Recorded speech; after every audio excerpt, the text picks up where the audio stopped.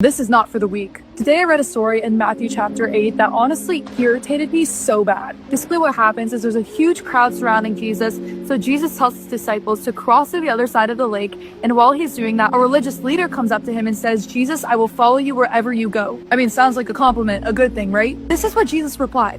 "Foxes have dens to live in, and birds have nests, but the Son of Man has no place to even lay his head." This man just told you he would follow you wherever you go. What else could Jesus want than somebody that's willing to go with him wherever? Instead of skipping over it, I decided to dive in and ask God what he meant by this. And what he showed me blew my mind. God so quickly told me, put yourself in the position of the religious leader.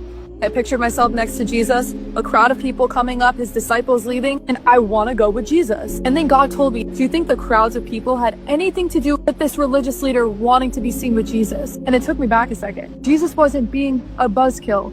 He was giving him a reality check. This man wanted to follow Jesus because it seemed like the popular thing. In this moment, the persecution wasn't shown. He was famous. There was crowds of people wanting to go up to him. Of course you want to be seen with him. But what Jesus was saying to this man is, it's not what it looks like. You might think that being seen with me is the cool thing to do, but the reality is I have nowhere to lay my head. Even the foxes and the birds of the sky have this. In other words, you don't know what you're asking for. And it hit me so hard because it reminded me of that scripture in the Bible where Jesus warns us that on the day we die, many will say to him, "Lord, Lord, didn't we perform miracles in your name? Didn't we do all these things?" But he'll say, "Depart from me, I never knew you." How can this happen? Because they weren't true friends of God. They were clout chasers. I believe that God was awakening and warning my spirit to not have a clout chase faith. It's really easy to want to be a friend of God and be seen with him. When you're gaining followers, it's the popular thing to do. It's fun. But who's going to be when the real persecution starts happening? That relationship needs to be real and it needs to be there. I'm reminded of the people in my life that have come and gone, people that I deeply loved. Maybe it was seasonal, maybe something happened, maybe I was going through a rough time in my life and they just ditched.